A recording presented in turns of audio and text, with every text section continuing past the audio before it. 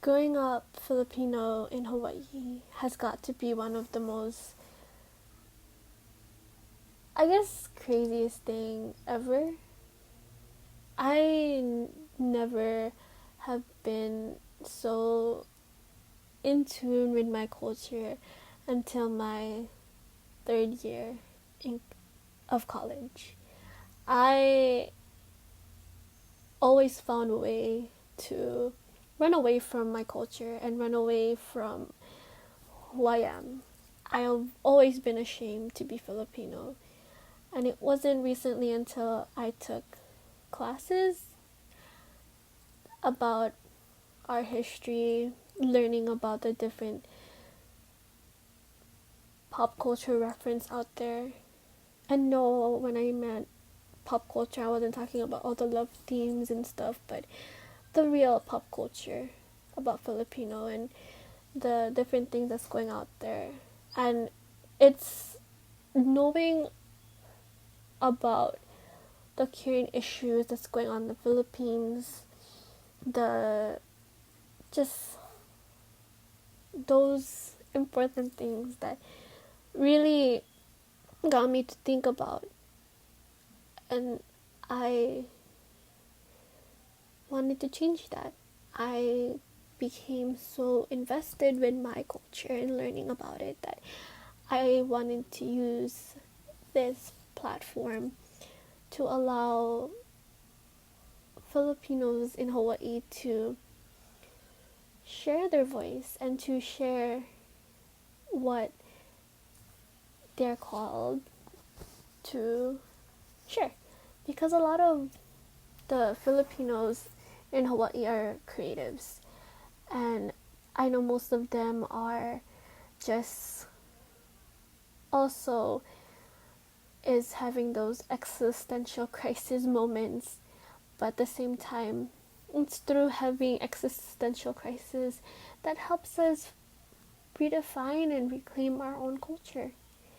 So as you guys hear and listen to the stories of an experience of our team members, I want you to keep this question in mind.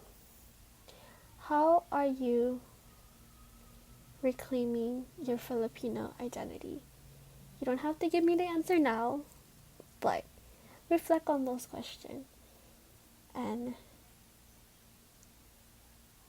from there, join me as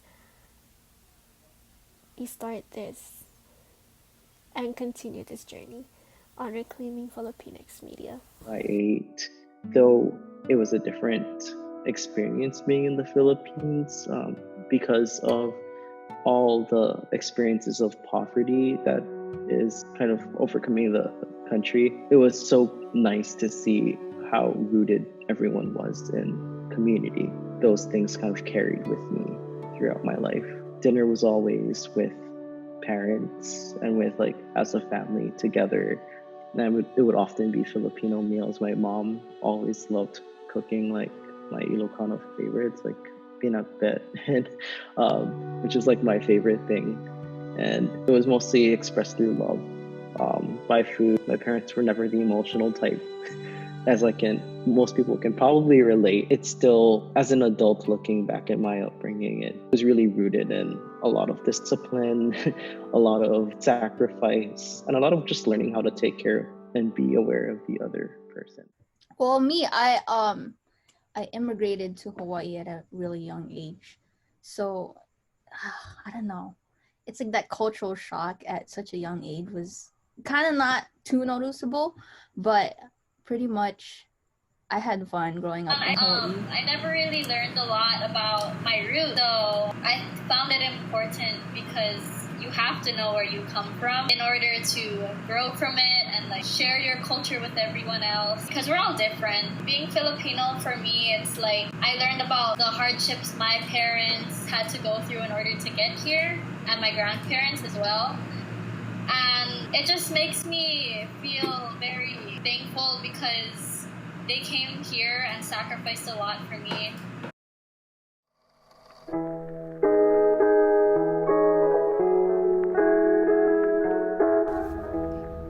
my name is Jasmine. I grew up in a small town called Callao on the Big Island. For those who don't know where that is, it's about 20 minutes away from Hilo. I had a pretty traditional Filipino family home. Both my parents are papaya farmers, which is something that is super common on the Big Island. I'm the oldest of 4 children, so my maternal grandparents actually immigrated to Hawaii to help take care of us. So yeah, I grew up in a multi-generational home with 8 people under one single roof. And like all Filipino families, we are very close to one another. My grandparents and parents both instilled Filipino values in me, such as resilience and the importance of an education. And I strongly believe that a huge part of what I have academically accomplished is due to their support and investment in me. I attended Callao High School, where a majority of the kids who attended there were Filipino, so all of my friends were Filipinos, and I think you would actually be considered a minority if you didn't have Filipino blood at my school. So growing up Filipino wasn't too bad in my experience because I was able to blend in very well with my peers. But one thing that I really struggled with was my Filipino identity. I remember being able to speak and understand Ilocano as a kid, but I slowly lost that ability when I started kindergarten. I would sometimes say something in Ilocano that my teachers wouldn't really understand, so I guess my parents slowly weaned me off of the Ilocano language. And I think that even though majority of my classmates were Filipino, there was no initiative taken to explore our culture more. So at my school, we didn't have an Ilocano or Tagalog language class or even a Filipino club. Granted, I guess that it wouldn't really make sense if we had a Filipino club if a lot of people in our school were Filipino. But I would say that although I wasn't ashamed of being Filipino while growing up, I definitely didn't embrace it as much as I should have.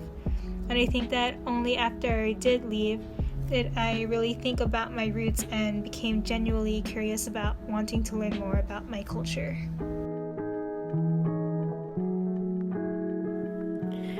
What can I say about living in Maui as a Filipino?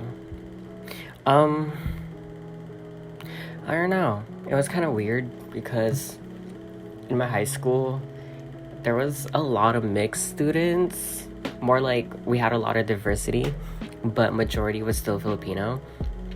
I guess it was weird because like half of us, or like half of the Filipino like population in my high school were super Americanized like myself, but then there was like the other half who came from the Philippines that like retained their culture. I mean, like I came from the Philippines also, but I moved here when I was like 6, so I didn't really like retain majority of like the cultural assets that I used to know as when I was younger, and I just kind of like adapted myself into the American culture. I don't know, but yeah, I guess it was just kind of weird because like me seeing those people who are actually like in touch with themselves and like with their own culture, it kind of made me feel jealous because I didn't really know anything about my own until like recently I started learning about it like 2 or 3 semesters ago when I was still in school. But yeah, I guess it was just kind of weird for me in that way.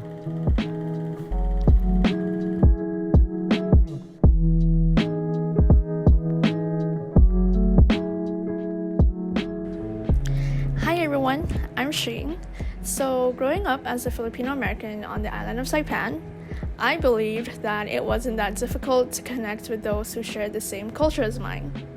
I was able to converse with others on the similar values our parents raised us up on, or how we don't wear chinelas inside the house. So I thought that growing up as a Filipino American outside of the Philippines was how Filipino culture was really like. And living at a U.S. territory and carrying the citizenship of being an American, I wasn't really taught on applying my Filipino culture. Sure, I knew the language, traditions, and heritage of it, but not much has been applied throughout my life.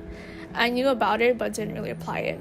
It wasn't until I had the opportunity to fly out to the Philippines and actually see what it was really like of the lifestyle over there, such as riding the jeepneys on going to the work or riding a tricycle, or normally seeing a food stand on the sidewalk of your house, which isn't really a norm on what you see outside of the Philippines. I also got to see the difference of the living lifestyles between the city area and the provinces. And after being exposed to all of that, I finally realized that I haven't fully connected with my Filipino heritage. But I'm more committed now in trying to learn more about what it means to be a Filipino through its history and learning from both indigenous and diasporic voices.